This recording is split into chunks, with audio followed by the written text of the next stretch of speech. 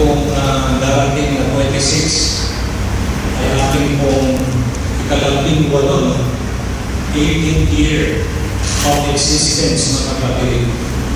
This will be probably the most well-attended na anibersaryo natin dahil ang ating pastor, bagamat siya lang po aking inaniyahan, gusto na magbibigay mga kapatid ng maraming panahon.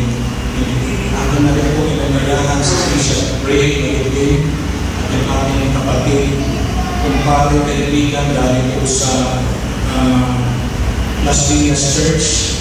Marami po na atin ang makikisaya, makikipag-iwang sa ating anibersaryo sa darating na linggo. I am excited. I pray everyone also excited. Palakpakan po natin ang ating Diyos. Praise God. Sa araw na ito, mga kapatid, ay tulutan na pong ipahatid sa inyo ang mensahe, the discipline of delay. The discipline of delay. Ang disiplina ng pagkaantala o ang disiplina ng pagpapaliban. Mga kapatid, mga kaibigan, sa inyo pong nagtatanong bakit ito po ang ating mensahe.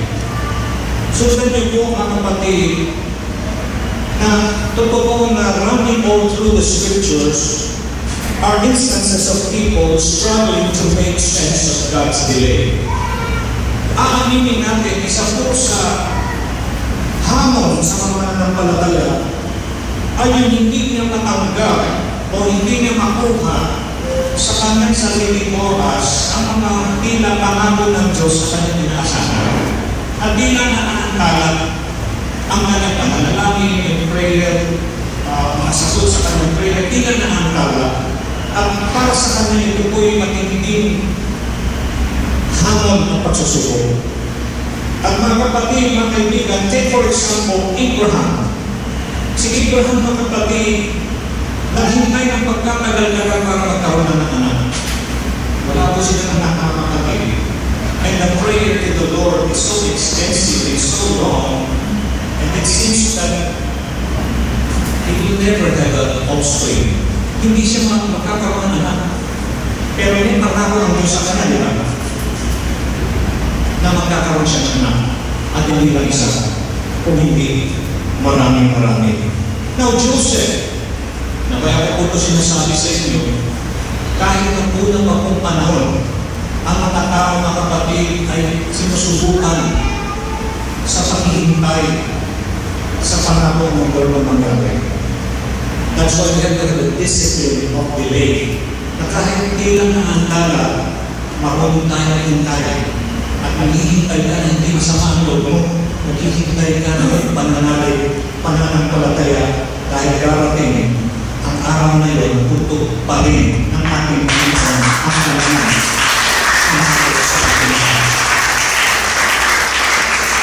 Si Jose sa pagkakita sa tao na walang kasalanan. Siguro may kilala po pala ganyan. Walang kasalanan pero siya po ay dinala sa husgado, pinagbintangan, nakulong na wala po siyang pagkakasalan. At hindi po mabilis. I believe that it took 10 years to be in prison, mga kapatid, wrongfully. Wala kang kasalanan, makulong ka. Isa sa matinding karanasan pwede magkaroon ng isang tao. Yan po ang nangyari kay Jose. At kung siya nasa kulungan, siya ay biktima ng mga tinatawag cruel circumstance. Sounds familiar. Hindi lang po si Jose, ganito po ang naramdaman. Kahit si Moses, mga kapatid, alam niya na siya'y lingkod ng Diyos. Ngunit hindi po siya kilala. Matagal po siya naghihintay sa desierto bago siya gamitin ng Panginoon para maging instrumento para kanyang pangunahan ang paglabas ng Israel mula sa pagkaalipin mula sa Egypto. Palakpakan po natin ang ating Panginoon. It is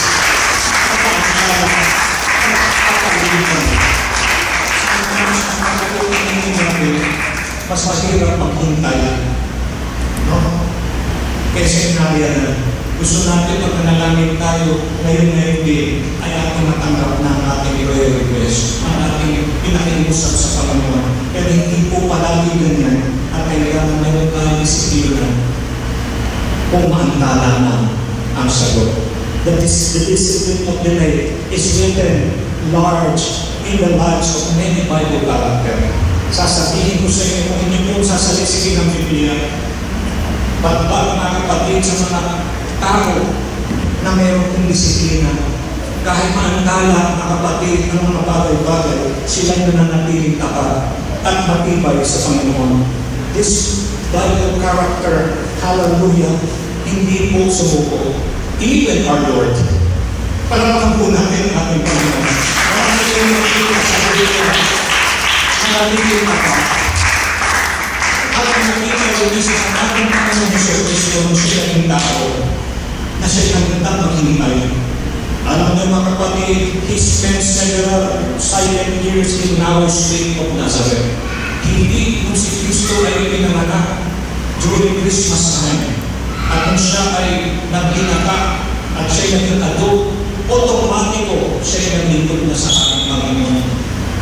There are a lot of years that passed mga kapatid bago na nagampanan ang kanyang trabaho at ministeryo. Naghintayin ko siya sa kapatang panahon. Hallelujah, praise God. Kahit ang Diyos na naging tao sa katauhan ni Kristo, marunong maghintay, marunong sa disiplina ng pag-aantala at pagpapaliban. Mga kapatid, mga kaibigan, when the years slip by and something that God has promised doesn't come to pass, life becomes confusing and perplexing. Totoo po yan, ano? Pagka yung oras, yung araw, parang bilis na agad, at di natin pinapanalangin ating mga pangako na ng Lord, di natin nakikita na nangyayari. Ang lumalabas sa ating pangalaman, tayo ay naguguluhan at tayo mga kapatid ay nalilito. Bakit ganun? No? So mga kapatid, we look at opportunity that are being missed and we cry out to the Lord, Panginoon, bakit? Bakit ganito?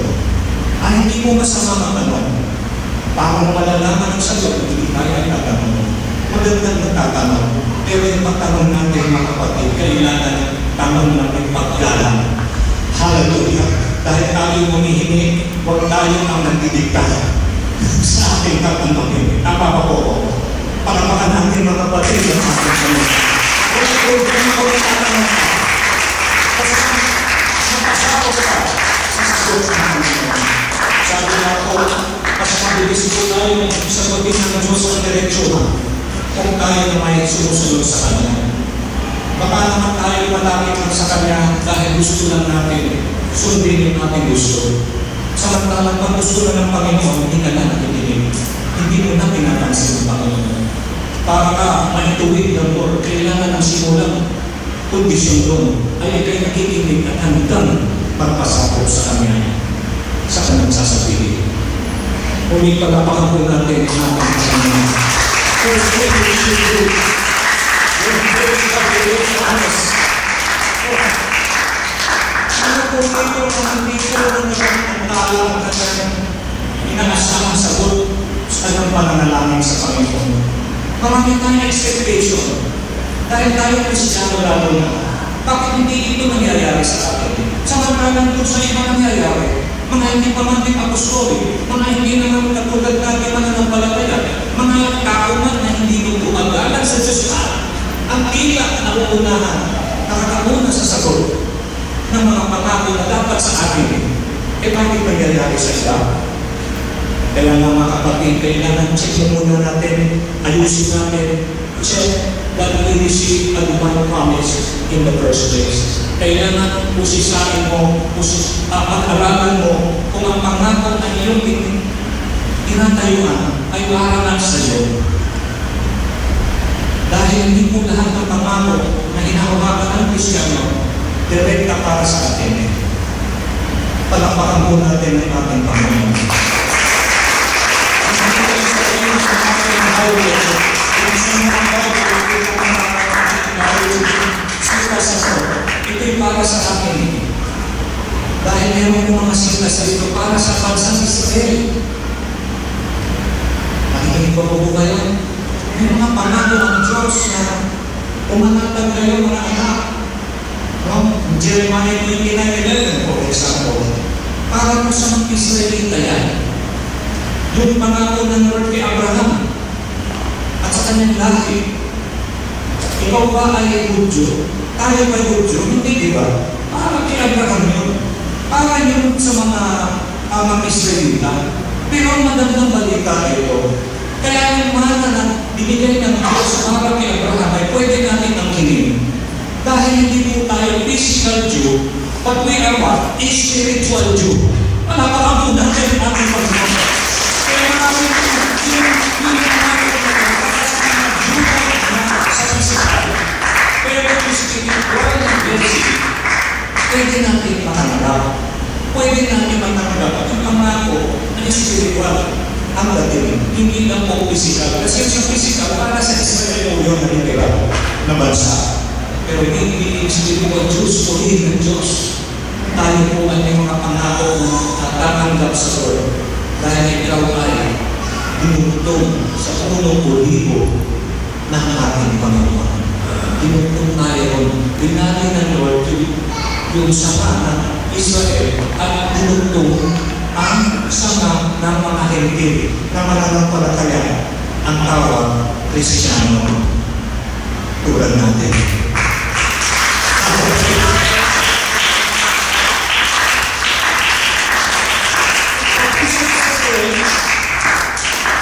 So, ito ang iniisip natin para sa atin, pero hindi naman para sa atin. Kaya nagbibihutan at sinasabi ko bakit hindi yata nangyayari sa akin at sa akin. Pero dahil nagsabi ko, the spiritual blessings or spiritual promises of the Lord are for spiritual Jews such as us. But wala kang makikita sa Bible na dahil nga tayo ay ibinutong sa punong ulibo para maligtas na ulo pa kaysa sa Israel na pinalitan na ng church ang Israel. Never. Wala kang makita sa Biblia na nawala po sa plano ng Diyos ang bansang Israel. Ang ginawa ng Diyos, dinilay ang kaligtasan ng Israel para maisama tayo, magtutong tayo sa kaligtasan. Para kung sa pagdahuli, lahat, diyan tayo maligtas at ang Israel maligtas din. Kaya sa pagkakatayan natin,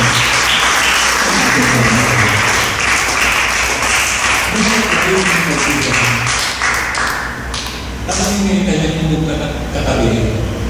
Bakit? Why? Bakit ito nagdidelay? Ito mga pangako ito. Bakit hindi nangyayari? So alamin mo, kung yung pangako na sinasabi ng pangako ng Diyos sa iyo, ay para sa atin yan. Baka hindi para sa atin.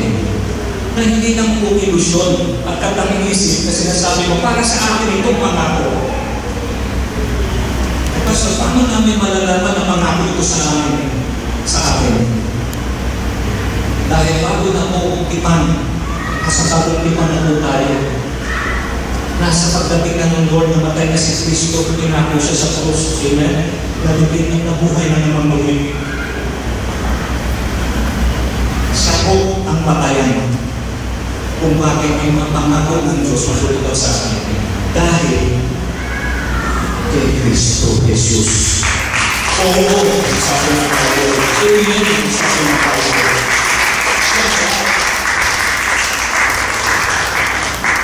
Pangako ng Diyos po, pangako ng Diyos siya nawa, ang siya nawa amen. Matutupad, magagalaw. Hallelujah. Mga kapatid, many words from the Bible, which was not meant for certain people in Scripture, which are meant for certain people in Scripture, apply them to themselves, and then become disappointed when they do not come to pass. Kaya sila nalulungkot, hindi nagtutupad, hindi nagaganap. Ano hindi magaganap, hindi naman para sa akin pala. So check to see if it was a clear promise God gave you. At kung paano natin masisiguro sa New Testament, Doon tayo titingin sa mga pangako ng Lord doon. Doon natin mapapansin mga kapatid, yung tinatawag ng mga pangako ng Lord, hindi lang sa Israel, kundi sa atin mismo mga mananampalataya. Once you are sure of this, then keep in mind that God sees the end from the beginning. Ano hindi na sinabi ko? Pagka ang Diyos tumingin sa buhay, nakikita niya na agad yung wakas. Tayo, iniisip natin yung bukas pa. Paano mabubuhay bukas? Anong gagawin ko para bukas, etc. Balutan naman ng Diyos. Alam niya na yung dulo bago pa mangyari. Kaya, magtiwala lang sa Kanya. Hallelujah! Once you are sure that this is the promise of the Lord, and as He looks and sees the beginning and ending more than us, we must bring things to pass at precisely according to His timeline. So itong mga bagay na gusto gawin ng Lord ay naaayon sa Kanyang orasan. Siya ang susunod kung kailan niya ito ibibigay at gagawin sa ating mga buhay. Palapakan po natin ang ating Panginoon. At sasabihin ko sa inyo, yung kanyang timeline, yun po ang right time. Naintindihan nyo, it's not just any time, but that is the right time. Yun na po yung tamang oras, mga kapatid. There must be no equivocation on this point. Dapat wala pong kalabuan o wala pong pagkakamali sa pag-aunawa sa panahon ng Lord. For once we question the fact of God's perfect timing, we open ourselves to all kinds of doubts. Pag ating itong pipisunin ang oras ng Panginoon at pakikialaman natin yung panahon na para ang Diyos na ang dapat mag-desisyon ito, hindi malayo na tayo ay maguguluhan, malilito. Kasi yung oras ng Panginoon, oras na yun eh. Siya bahala at bumanap. At pagka-akin siyang pipisunin, eh parang wala po tayong paggalang sa panahon na inuukol ng Diyos para sa pagsagot sa kanyang mga pangako. Muli mga kapatid, bigyan namin ang masigawang palakpakan sa kanyang.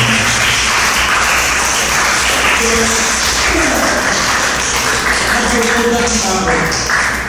Kapag ka natulog ka, sinasabi mo, bakit wala ka? Dapat na yun, meron ng sagot ng Diyos. Doon na nagsisimula yung pagkalito. Nakukumpuse ka na mga kapatid, and we can stop down to enter our hearts, mga kapatid. Hindi natin maiwasan. Aaminin ko sa inyo, lahat tayo pinapasukan ng duda ang ating puso, ang ating isipan. Pero nasa atin na, kung pahintulutan natin yung duda,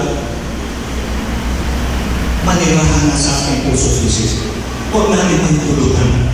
Dumating man ito, huwag natin pakiahin. Huwag natin patulugin na matagal sa ating puso at sa ating isipan.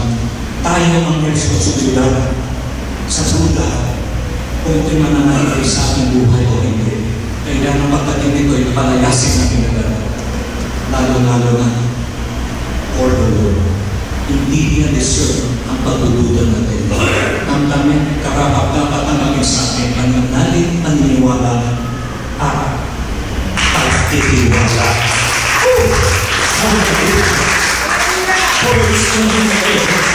Hindi ka patitulagin sa ating Diyos na pagdududa. Kung hindi ka makakapagdududa, hindi ko papatayanan na kayo tumagal sa aking puso at isipan. Then rest assured, mga kapatid, that it will come to pass because the promise of the Lord, hallelujah, is as sure as the day. Not always in your time, but always in His. Tama ba? Marami hindi according sa oras mo, pero sigurado ako, magaganap sa oras niya. Hallelujah! Praise the Lord! Minsan ang pamagalit tayo, masasalit na tayo, tapos hindi pa kayo naman. Kung aking request sa'yo, kapag ako lang pinapadala ng secret prayer, bakit ay huwag mong pangunahan ang Panginoon. Kung yan ay pangako niya, rest assured, magaganap. Magaganap yan, hindi sa panahon natin, magaganap sa panahon niya. Praise the name of the Lord. How to develop, mga kapatid, the discipline of the lay?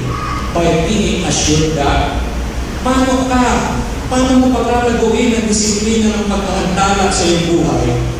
Dapat tayo raw ay maging panatag dahil sa mga tayo nito. Kung manatag ka, mga anak, sabi ng Panginoon, kailangan mo na malaman kung sino ang Diyos at magkakaroon ka ng disiplina ng pagkaantala. Una, alam ng Diyos ang kanyang ginagawa. Alam ng Diyos ang kanyang ginagawa. God knows it is written in the book of Psalms 18:30. As for God, His ways is perfect. The word of the Lord is flawless, and He is our shield for all who take refuge. Tungkol sa Diyos, ang kanyang lakad ay sakdal. Ang kanyang salita o ang salita ng Panginoon ay subok. Siya'y kalasag ng lahat na nanganganlong sa Kanya. Ano raw? Ang salita niya subok. Alam niya ang kanyang ginagawa. Umanatag ka. Magkaroon ka ng disiplina sa paghintay.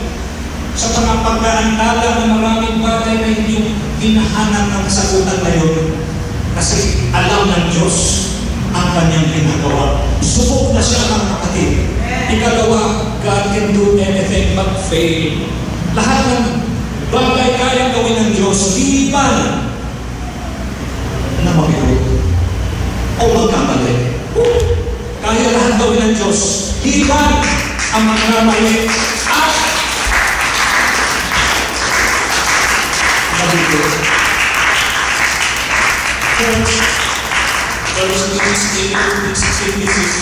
Praise be to the Lord who has given rest to His people Israel. Just as He promised, not one word has failed of all the good promises He gave through His servant Moses.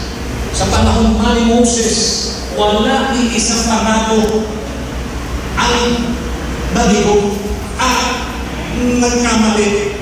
Lahat po ay natupad. Purihin ng Panginoon na nagbibigay ng kapahingahan sa kanyang balang Israel. Ayon sa lahat ng kanyang pinangako, walang nagkulang. Ano ba? Walang nagkulang na isang salita. Hallelujah! Buti naman sa sabihin mo din exception. May ilang dahilan na baka hindi matuloy na. Pero hindi ganyan ng Diyos. He is perfect.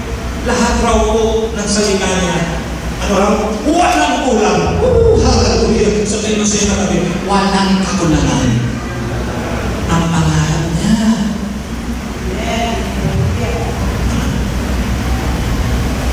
Pagkapangamog ka na.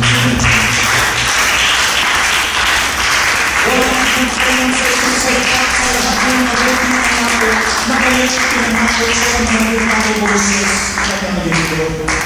First, He can do everything but to fail. Lahat kaya niyang gawin, liban ang mabigo. Kaya umanatag ka, ang pangako ng Lord matutupad yan sa kanyang takdang panahon. God knows what He's doing. Alam ng Diyos ang kanyang ginagawa. Meron na mga kapatid na kung nakakita ng aksidente sa malapit sa amin, palagi kami dudumaan mga kapatid, isang tao na palikot-likot na puro pinabangga niya yung mga tao dun sa motor at siya nakasagasa at nakapatayanan ng isang tao. At buti-kaunti lang yung kanyang nasaktan sa marami niyang ginawang aksidente dun sa highway na yun. Pagpagbuka, nung tinanong siya, bakit ko ginawa yan? Wala raw siyang malay. Siyempre, ikaw yung kamag-anak ng biktima, sasabihin mo wala ng malay. Ano ba yung patuwag mo? Para makakaroon ka ng malay. Pero ibahin natin ang Diyos. Ang Diyos, alam niya ang kanyang ginagawa. Hallelujah! Hindi mo siya ginagawa siya. Tulad ng tao. Hindi ko naman.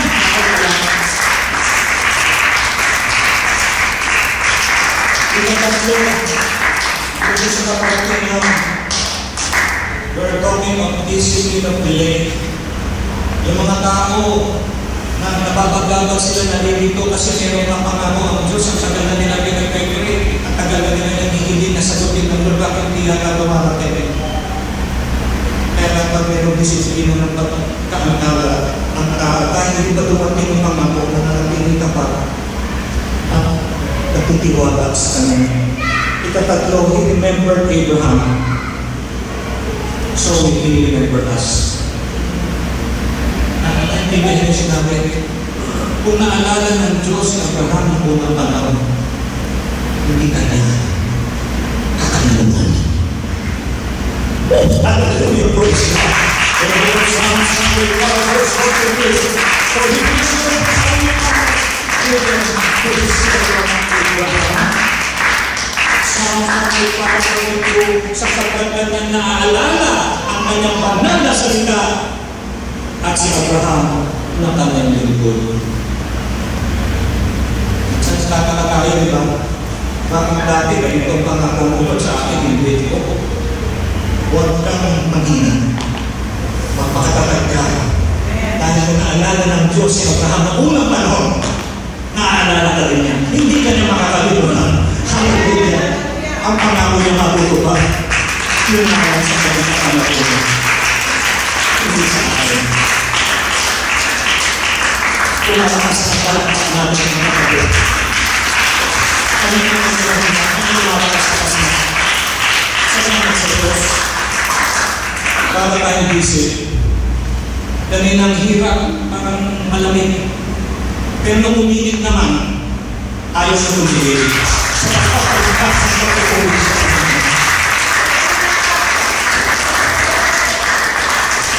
Sapagkat sa mga naalala sa kanyang bangal na salita at si Abraham na kanyang lingkod. Kung naalala niya si Abraham, maaalala ka naman.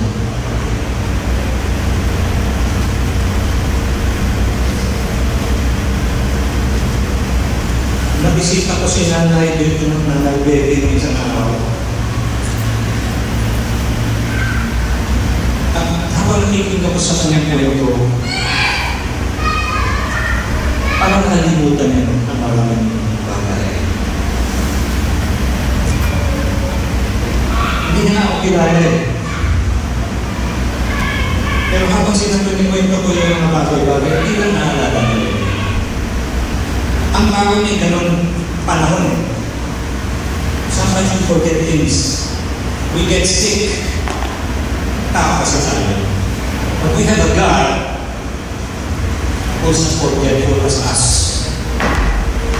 Naalala niya lahat. Kaya naalala niya pangako niya sa akin. Kaya yung pangako ng Lord, siya yung papagaling namin sa akin. Kasama po siya ng nagdedede. Ang samantala lang ang Lord kayo, hindi mo malapang kayo.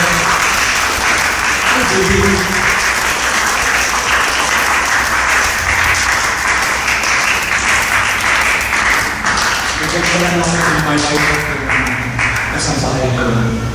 Dahil hindi ataraw namin sa video ng Bible na may Bible talaga. Padalhan natin. Palapakan natin ko yung mga Lalo ng Mercy. Na makapangyarihan ang pangako. Hindi ng pangako, makapangyarihan pangako. Ayon sa Roma 4:21. Romans 4:21, it says, being fully persuaded that God had power to do what He had promised. Katagalog, at lubos na nanalig na ang Diyos na nangako ay may kapangyarihan makagawa mo. Oh, hallelujah! Kaya niya. May nangako, kaya niya ito pa rin. Ang kanyang sinabi sa atin. This is not just a promise. PP, an MPP. Power. Promise.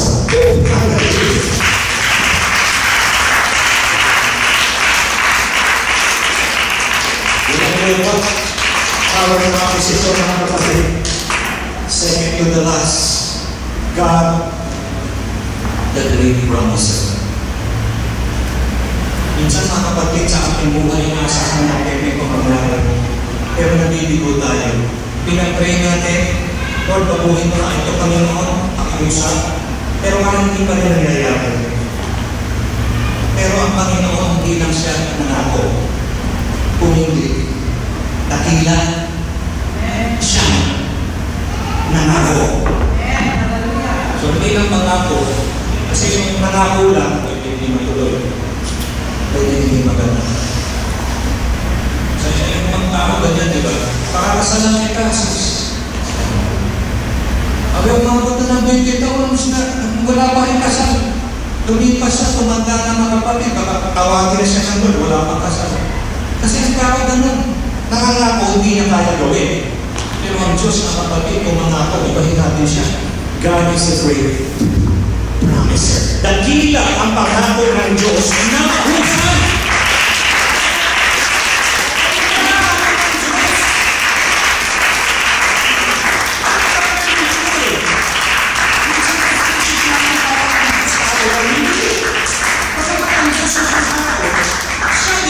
Iba sa tao.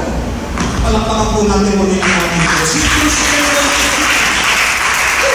Let us hold and surely believe.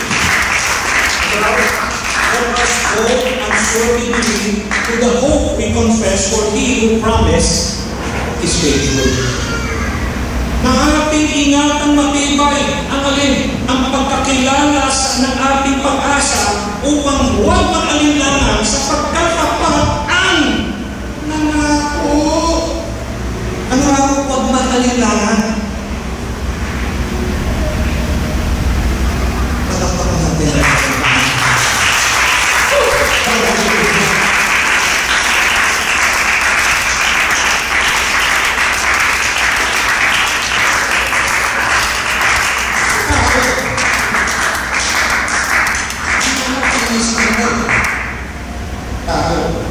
Pakainis ng banda. Pero ang Diyos, sa Diyos, siya, pagkalilangan sa Kanya, matakot, trust in Him. And last, delays are just detours, not dead end. Tulungan niyo ako, sana mamuhaan nito. Ang pagkaantala ay paglihis lamang, hindi patay na daan. Ay, hindi ganyan. Kasi mga kapatid, yung pangako ng Lord, pag dininay na tayo, parang feeling natin, nagtigo na ako, hindi nasasagutin ng Lord. Ang sagot-sagot niya siguro no. Pero, lumihis lang pala, kung baga sa daan, parang nagpunta doon siya. Hindi nang naanan ni Elder Edward pagka siya nagmamadali. Ayaw niya mag-traffic bypass. Hindi siya siniretso doon sa kadalasan sinagdaan. Pero yung katutungmuhan niya doon pa rin. Yung tungkol, dudo pa rin. Maaabot niya yung destination niya. Ang parako. So hindi ibig sabihin, hindi mo natanggap ngayon, wala na. Kundi, lumihis ka lang. Dito ka lang dumaan. Pero tutungkukin mo, doon pa rin sa pupunahan mo. Palapakan mo ng mga. Yan ang mga mga for the revelation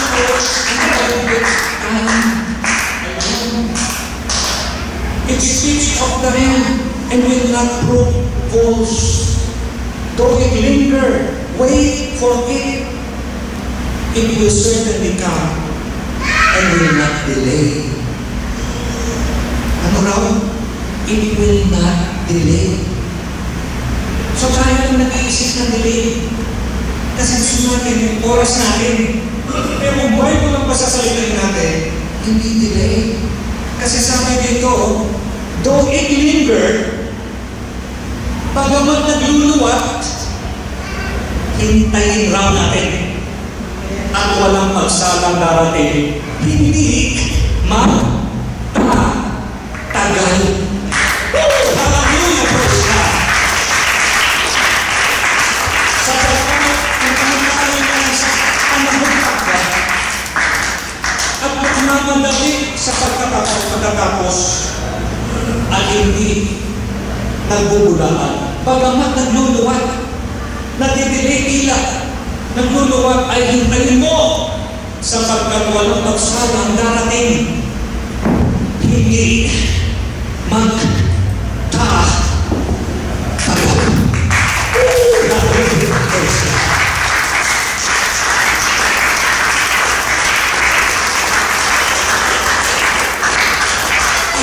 Ito mga katayo, Pastor Obe, sa amin po okasyon sa darating ng linggo. Sila po nasa kakayan. At meron po silang inaalis na importante rin sa kakaluyan kung sa gawain ng linggo. Talagang gusto nila ito. They want to greet us in our anniversary, but they're busy. Despite of the bagyo, they had to take the trip and go to that place na kapatid in order to fix important business. Hallelujah. Alam niyo mga kapatid, kaya ko po yung sinabi, iyak na dilim. Yung gawain natin doon, yung isip natin, yung ating mga buwan dito, padadala natin sa probinsya, o bibili na lang ng mga gamit doon, pinamlaman na po natin yan. Pero ilang naudlot, hindi po nagtuloy agad-agad. Pero ngayon siya ay magkumuron, mukhang may linaw na po. We pray that it is really God's time na ang gawain doon ay tunay na magsimula na para sa kalahatian ng aming pagkikinig ng Diyos.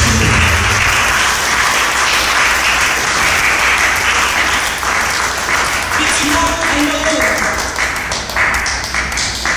but just not yet. It's not a no, but not yet. Pastor, tagaluhin niya.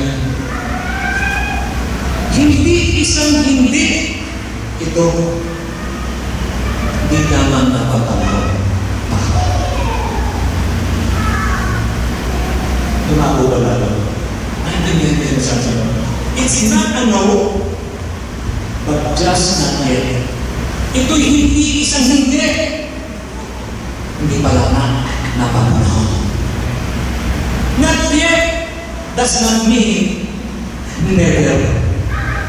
Ang hindi pa ay hindi ibig sabihin, hindi na.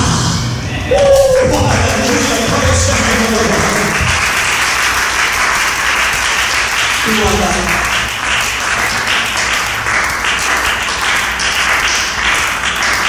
Meron ako sasabihin sa kanibos na ngayon.